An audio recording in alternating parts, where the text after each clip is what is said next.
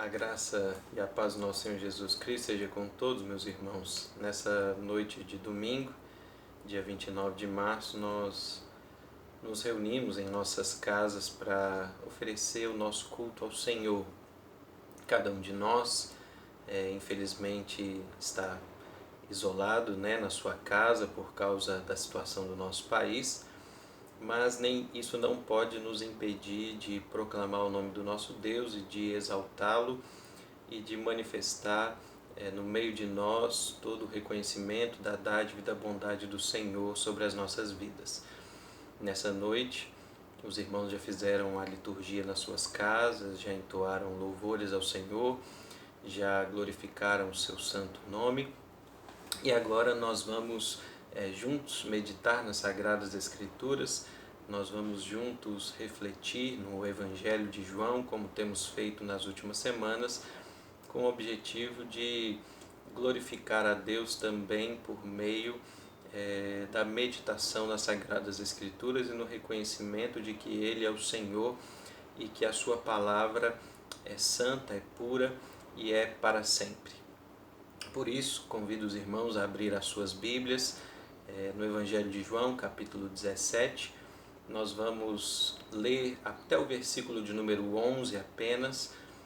Nós vamos dividir essa mensagem em duas, para que não fique longa demais para uma rede social.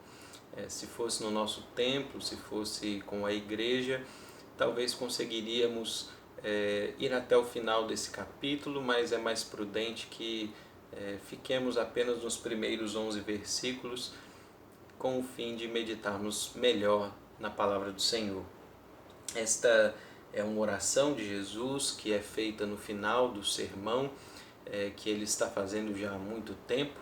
Ele está discursando aos seus discípulos a respeito de diversos assuntos e agora ele fala a respeito do fim que finalmente é chegado.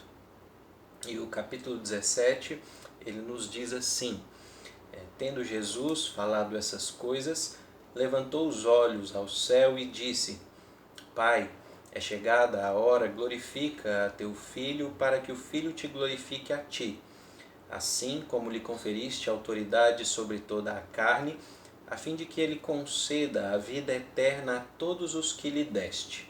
E a vida eterna é essa, que te conheçam a ti, o único Deus verdadeiro, e a Jesus Cristo, a quem enviaste.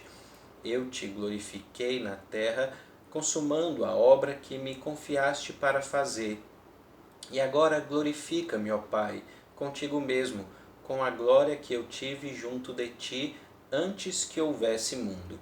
Manifestei o teu nome aos homens que me deste no mundo. Eram teus, tu os confiaste, e eles têm guardado a tua palavra. Agora eles reconhecem que todas as coisas que me tens dado provêm de ti, porque eu lhes tenho transmitido as palavras que me deste, e eles as receberam e verdadeiramente conheceram que sai de ti, e creram que tu me enviaste. É por eles que eu rogo, não pelo mundo, mas por aqueles que me deste, porque são teus. Ora, todas as minhas coisas são tuas, e as tuas coisas são minhas, e neles eu sou glorificado. Já não estou no mundo, mas eles continuam no mundo, ao passo que eu vou para junto de ti. Pai Santo, guarda-os em teu nome, que me deste, para que eles sejam um, assim como nós. Amém? Vamos fazer uma oração, feche os seus olhos. Pediremos a graça do Senhor para que possamos juntos compreender e entender o que as Escrituras Sagradas têm a nos dizer nessa noite. Santo Deus, eterno e soberano Senhor, nós dispomos agora as nossas mentes e os nossos corações para reconhecer a Tua voz e para ouvir a Tua palavra. Pedimos que o Senhor nos instrua, que o Senhor nos capacite, que o Senhor abra os nossos olhos, os nossos ouvidos, para que possamos compreender a Tua voz e para que possamos ser transformados pela mensagem do Evangelho de Cristo Jesus. Auxilia-nos agora, em nome de Jesus, o nosso Senhor, que nós pedimos, orando agradecidos. Amém. Amém, meus irmãos. Continuamos a nossa jornada no Evangelho de João e até aqui nós já caminhamos profundamente nas palavras de Cristo Jesus e já meditamos e entendemos muito a respeito da sua obra de salvação e da sua obra de redenção. Agora nós estamos num ponto crucial porque Jesus ele finalmente encerrou o seu grande discurso no capítulo 16 e passamos agora para um momento único em toda a Escritura, um momento de grande deleite para nós, porque estamos diante de uma das orações que mais nos leva para perto de Deus. John Knox, um pastor do século XVII, quem nos faz pensar a respeito disso que estamos lendo e refletindo nessa noite, porque ele diz que dentro desta oração nós somos convidados a fazer parte do Santo dos Santos. Esta, segundo ele, é a oração mais íntima de Deus em todas as Escrituras. Porque aqui nós estamos vendo Cristo Jesus, o Filho de Deus, a segunda pessoa da Trindade, fazendo uma oração para a primeira pessoa da Trindade. Então, é como se o Filho de Deus estivesse falando com o seu Pai. E por isso John Knox nos diz que nós somos inseridos naquele lugar santo, onde o Filho conversa com o Pai, onde a Trindade Santa ela dialoga, onde ela pensa, onde ela fala, onde nós podemos ver intimamente a presença do nosso Deus e como Ele lida, dentro da sua grande sabedoria e da sua imensidão. Então, é um momento único em todas as Escrituras, porque nós estamos vendo Cristo Jesus levantando os seus olhos aos céus e fazendo, enfim, uma oração pedindo a Deus a respeito das coisas que estavam por vir. É curioso pensarmos que no final desse percurso, desse trajeto, agora nós sabemos que Jesus está indo para o jardim do Getsêmani, ele está chegando num momento onde ele irá apresentar a sua vida como oferta ao Senhor. E antes de apresentar a sua vida como sacrifício pelos seus filhos, pelos filhos de Deus, Cristo Jesus ele faz então uma oração. E nessa oração ele pede por 3 tipos diferentes de pessoas. Dos primeiros 5 versículos que nós lemos, ele faz uma oração pedindo por ele mesmo, clamando a Deus para que Deus ouvisse a sua voz e abençoasse-o e glorificasse-o, como nós veremos melhor na medida que entrarmos nos versículos. Depois ele ora pelos seus discípulos, aqueles que estavam com ele, aqueles que andavam com ele e viam aquela trajetória e viram a trajetória de Cristo Jesus na sua caminhada. E por fim ele ora por todos aqueles que seriam ainda os seus discípulos. Ele pede para que Deus também os abençoe, para que Deus também cuide deles, para que Deus também derrame a sua graça, a sua providência, a sua misericórdia sobre a vida deles. Então, em sua última oração, se podemos dizer assim, sua última oração antes do grande martírio que ele passou, ele lembra-se de orar por ele mesmo, pela sua obra, pela sua missão e por todos aqueles por quem ele veio resgatar. E é isso o que torna essa oração ainda mais gloriosa para nós que tanto tempo depois precisamos e estamos também carentes da graça e da misericórdia de Cristo Jesus. É curioso pensar que antes da maior provação de sua vida, Jesus Cristo ele tira um período para orar. Aqui nós estamos vendo ele orando publicamente diante dos seus discípulos e depois também sabemos que ele vai para o Getsêmani, onde ele passará mais tempo ainda orando, clamando a Deus pela sua graça e pela sua misericórdia. Não sabemos exatamente as orações que foram feitas no Getsêmani. Essas orações não estão da maneira como essa está declaradas nas Escrituras, expressas as palavras, as ênfases que Jesus dá, Mas é interessante pensarmos que no momento de maior aflição, Jesus, que é o Filho de Deus, ele para orar, para buscar intimidade com Deus, para buscar relacionamento com Deus.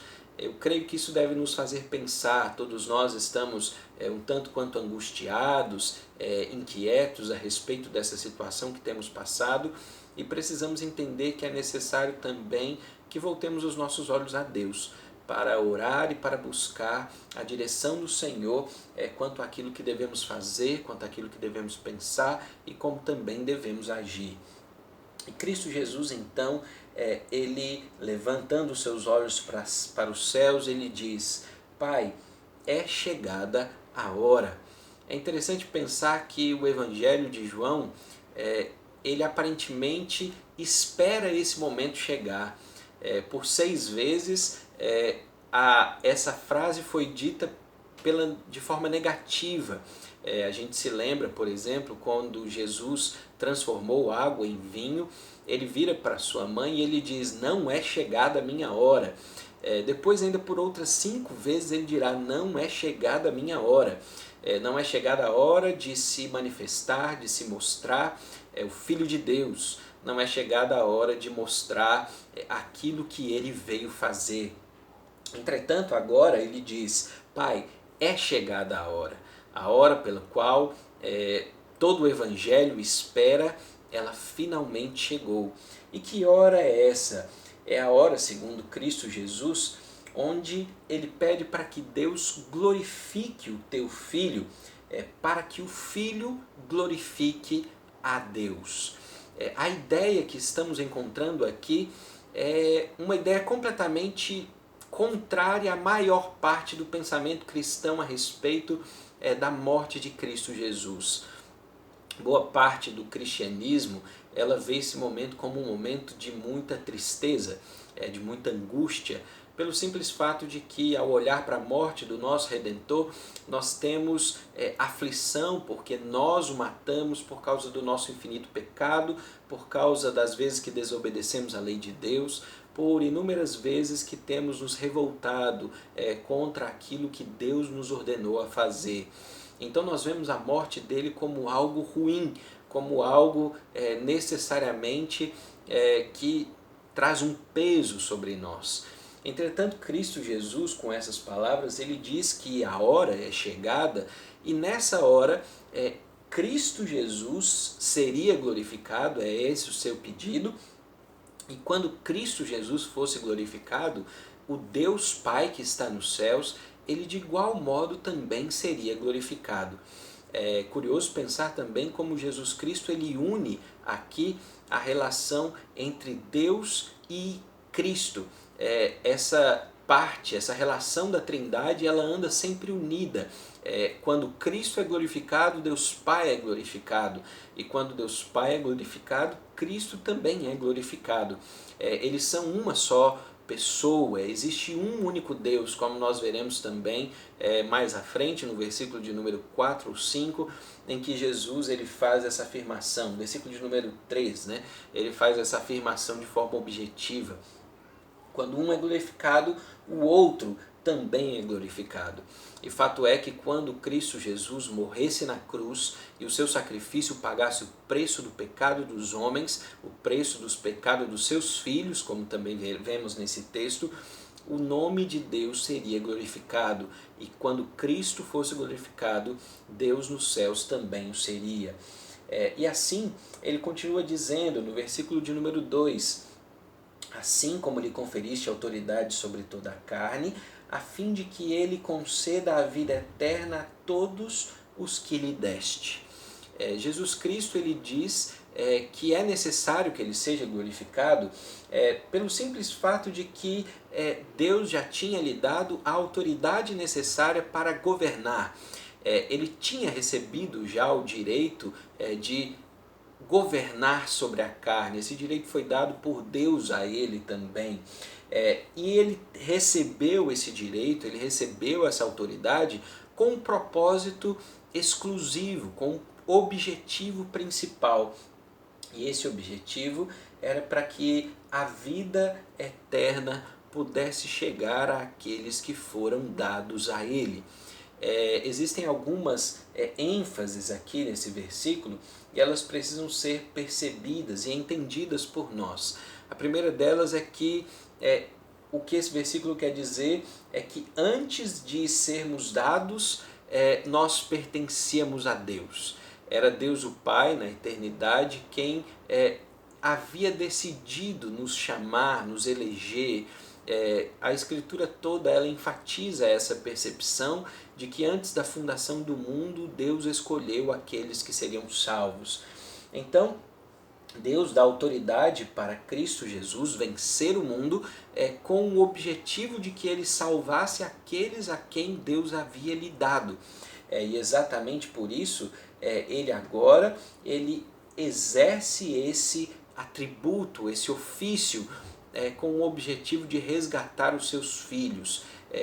A oração dele é para que isso pudesse se cumprir, para que isso pudesse verdadeiramente acontecer e para que os filhos de Deus eles pudessem ser salvos mediante a obra redentora de Cristo Jesus na cruz do Calvário. Desta maneira, ele continua dizendo no versículo 3, que a vida eterna ela se consiste em, a vida eterna e ele então diz que te conheçam a ti, o único Deus verdadeiro, e a Jesus Cristo, a quem enviaste. Jesus Cristo ele está enfatizando algo que é crucial no entendimento de todo o Evangelho, que a vida eterna ela não é um direito de todos os homens, mas ela é um direito daqueles que verdadeiramente conhecem a Deus por meio daquele a quem ele enviou. Ou seja, Cristo Jesus, ele é o meio pelo qual o mundo se achega a Deus. E Cristo Jesus agora evidencia isso na sua oração, fazendo com que Deus pudesse cumprir também esse propósito de vida de Cristo Jesus. Para que o mundo verdadeiramente visse que Cristo Jesus era o enviado de Deus, era necessário que Deus o ressuscitasse dos mortos. Ele não poderia simplesmente padecer na cruz do Calvário. Ele não poderia simplesmente morrer pelo pecado. Era necessário, como o versículo anterior disse, que ele fosse glorificado por Deus, que o seu sacrifício fosse aceito. E também, depois disso, que o mundo pudesse reconhecer que ele é o Senhor. E há, no meio disso tudo, uma afirmação que traz duas percepções a respeito de Deus que também são fundamentais. No meio do versículo 3 ele diz que conheçam a ti, o único Deus verdadeiro. Essa verdade também precisa ser proclamada e ela precisa ser reconhecida. Por que não existe outro meio de se salvar? Por que não existe outra maneira de encontrarmos a Deus? Por que não existe outra forma de nos achegarmos ao Senhor? Porque só existe um Deus. Porque não existem outras divindades no mundo. Porque não existem outros que verdadeiramente são os genuínos autores da criação, os genuínos donos de toda a criação, governadores do mundo. Não existe uma multiplicidade de deuses ou de senhores sobre o nosso cosmo. O que Cristo Jesus está enfatizando só existe um Deus e só existe um Deus que é verdadeiro em tudo o que ele diz ser e em tudo o que ele revelou aos homens. E exatamente por isso Cristo Jesus ele vem para revelar isso a nós. Ele vem para abrir os nossos olhos para que possamos conhecer e entender quem é o verdadeiro Senhor de toda a terra. Isso também deve nos confortar em tempos de tribulação, pelo simples fato de que quando vemos toda a tempestade ao nosso redor, nós também precisamos compreender e entender que nós seguimos ao Deus único e verdadeiro. Se existem orações em toda a terra que são ouvidas, essas orações são daquele povo que verdadeiramente crê em Cristo Jesus e que confia no Deus que está nos céus. se existem orações que se achegam ao trono de glória, que chegam ao genuíno doutor e governador do mundo, as orações dos crentes que confiam a sua fé em Deus e que descansam e repousam nas mãos do Altíssimo. Que possamos fazer isso nesses dias que nós temos passado por tribulações, que nós temos passado pelas nossas próprias angústias e pelas nossas aflições. E que possamos reconhecer que o enviado de Deus é o nosso Redentor, é o nosso Consolador, é o nosso Mediador. E ele continua ainda essa primeira oração que diz respeito a ele, dizendo no versículo 4 que ele te glorificaria na terra, eu te glorificarei na terra, consumando a obra que me confiaste para fazer. E agora glorifica-me, ó Pai, contigo mesmo, com a glória que eu tive junto de ti antes que houvesse mundo. Aqui Cristo Jesus ele está evidenciando algo fundamental. A obra dele na terra ela tinha um propósito, ela tinha um objetivo. Ela, quando fosse consumada, quando ela fosse finalizada, ela tinha como objetivo principal glorificar a Deus que está nos céus. E quando ele glorificasse a Deus, o Pai seria exaltado porque ele enviou o seu Filho para resgatar o seu povo que estava perdido, que não possuía pastor, que não encontrava alento e paz em um mundo mau e um mundo frio e rude. Entretanto, Deus não nos abandonou, Ele não nos deixou sós, Ele enviou o seu próprio Filho para nos resgatar. E ao nos resgatar, Cristo Jesus glorifica a Deus, e ao glorificar a Deus, Cristo Jesus também seria glorificado, ele seria também exaltado por Deus nos céus, e ele também seria entendido como parte, obviamente, da divindade. É por isso que Cristo Jesus fala a respeito de uma glória que ele já possuía no final do versículo de número 5. Ele diz que ele tinha glória junto de Deus, e isso antes que houvesse mundo.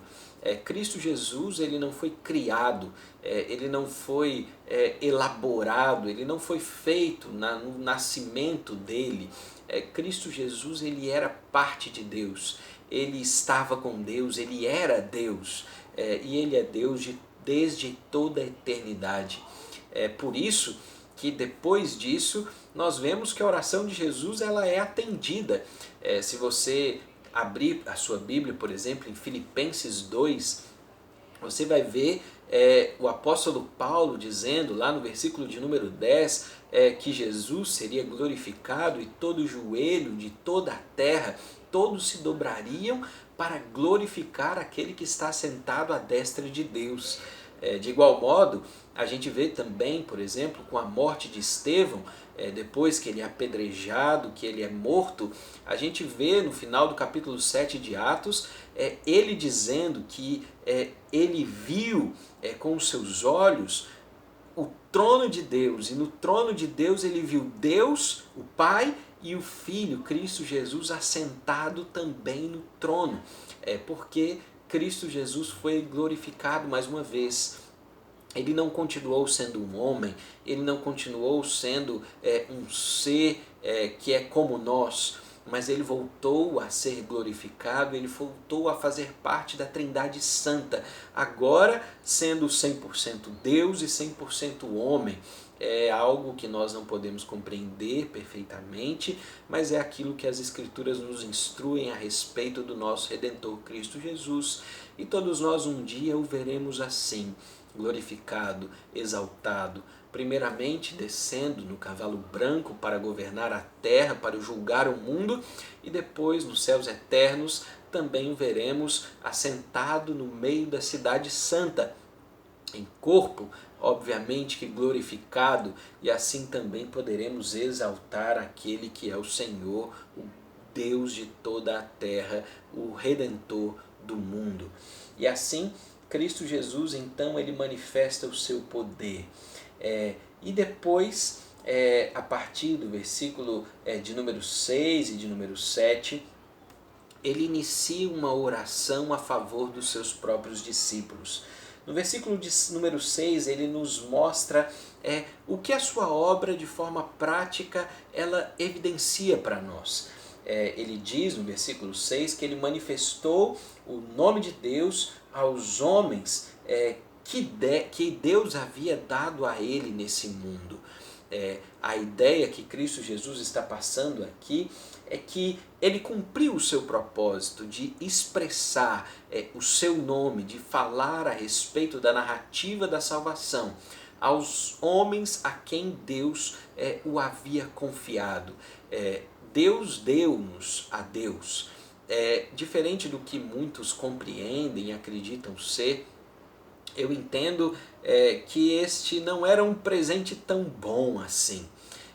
Não que não seja um presente, né? Porque a palavra aqui, ela verdadeiramente, a palavra ele deu, ele me deste do mundo, né? É uma palavra que na tradução ela diz entregar a alguém, mas ela também dá uma ênfase de oferecer como um tipo de presente. Mas isso não quer dizer que nós somos bons presentes. Como as escrituras elas também enfatizam, nós somos miseráveis pecadores, nós somos aqueles que constantemente se revoltam contra a lei de Deus, se revoltam contra o caminho do Senhor e muitas vezes envergonhamos o nome de Cristo Jesus com as nossas próprias atitudes. Graças a Deus, Cristo Jesus veio e podemos nos arrepender dos nossos pecados e podemos mudar a nossa narrativa ao nos voltarmos a Deus e em viver de uma forma diferente nesse mundo. Deus nos dá chance de nos redimirmos, de voltarmos a Ele, de sermos resgatados do pecado e da morte. Entretanto, isso tudo é feito mediante a manifestação da obra de Cristo Jesus. Isso só é possível porque Deus nos deu a Cristo.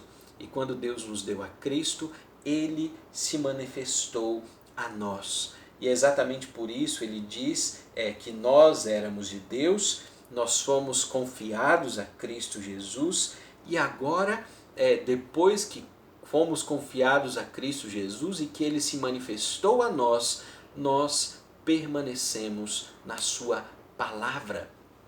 É curioso Jesus enfatizar isso, porque ele diz que nós temos guardado a tua palavra. Ele está evidentemente dizendo que a palavra que Cristo Jesus traz também é a palavra de Deus, porque Cristo Jesus é um enviado de Deus. E ele vem para trazer a palavra de Deus aos homens, para transmitir o conhecimento de Deus que antes nós não tínhamos condição de compreender. É assim que os judeus viviam, é assim que os judeus estavam se perdendo, deixando de entender a verdadeira mensagem do Evangelho e deixando de viver de uma maneira justa e boa. Eles estavam pervertendo a lei de Deus, eles estavam pervertendo o conhecimento de Deus e muitos estavam usando isso inclusive para o benefício próprio, ao contrário do objetivo das Escrituras, que é o nome de Deus também ser glorificado. Entretanto, o versículo de número 7 nos diz que depois que Cristo Jesus se manifestou aos seus, aqueles a quem tinham sido confiados a Cristo Jesus, nós agora, segundo o versículo 7, eles reconhecem que todas as coisas que me têm dado provêm de ti, porque eu lhes tenho transmitido as palavras que me deste, e eles a receberam e verdadeiramente conhecem que sai de ti, e creram que tu me enviaste. É fundamental entendermos e compreendermos isso, porque aqui Cristo Jesus está nos mostrando como a obra da redenção ela se torna eficaz em nós. Nós não creríamos nele, nós não creríamos em suas promessas, nós não creríamos em tudo o que ele prometeu a nós, se não fosse a misericórdia e a graça de Cristo Jesus sobre as nossas vidas. Se nós não tivéssemos reconhecido a bondade de Deus por meio do chamado de Cristo Jesus, que nos vem através da proclamação da palavra e da ação do Espírito, que tanto falamos na semana passada, nós não creríamos, nós não entenderíamos, nós não reconheceríamos a sua voz. Entretanto, se hoje nós reconhecemos, é porque Ele tornou isso eficaz em nosso coração. E há algo que é fundamental aqui. O que cremos? No que cremos? Por que cremos? Todas essas perguntas, elas têm a resposta em Cristo Jesus. Nós cremos no que Ele nos diz, porque entendemos, e nós não entendemos isso racionalmente, nós entendemos isso por meio da fé, que a palavra de Cristo Jesus é verdadeiramente a palavra de Deus.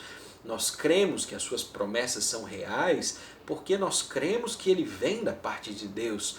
Nós cremos na novo céu e na nova terra, na esperança cristã, no governo de Deus no mundo, na providência, na salvação, em que Ele vai suprir as nossas necessidades, porque nós cremos que Cristo Jesus verdadeiramente é o Senhor.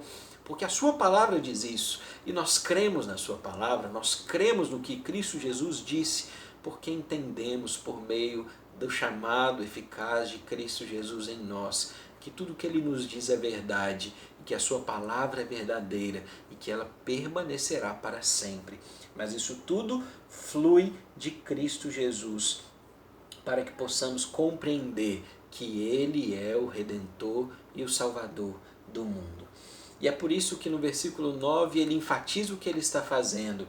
Ele roga por estes. É por eles que eu rogo, ele nos diz. Ele não roga pelo mundo, mas por aqueles que me deste, porque são teus. Ora, todas as minhas coisas são tuas e as tuas coisas são minhas, e neles eu sou glorificado. Cristo Jesus aqui está enfatizando pelo que ele veio ao mundo. Ele vem para rogar por aqueles que foram confiados a ele. A eleição ela faz parte da oração de Cristo Jesus. É uma doutrina que nós não podemos desprezar nesse momento, porque já é a segunda ou a terceira vez que Cristo Jesus está dizendo: eu venho por estes, é por aqueles que me destes, e agora ele diz: é por esses que eu rogo, é por esses pelos quais você me confiou, pelos quais aqueles que você me deu. É por eles que eu estou padecendo. É por causa dos filhos de Deus, por causa dos eleitos do Senhor, que Cristo Jesus veio a este mundo. E agora ele diz: é por eles que eu estou rogando, é por eles que eu estou pedindo ao Senhor, para que o Senhor aceite o meu sacrifício, para que o Senhor aceite a minha obra de redenção e para que o Senhor me glorifique, para que eles também sejam glorificados. E é curioso pensar que depois de dizer essas palavras, no versículo 10 ele mais uma vez enfatiza que nós não somos necessariamente só de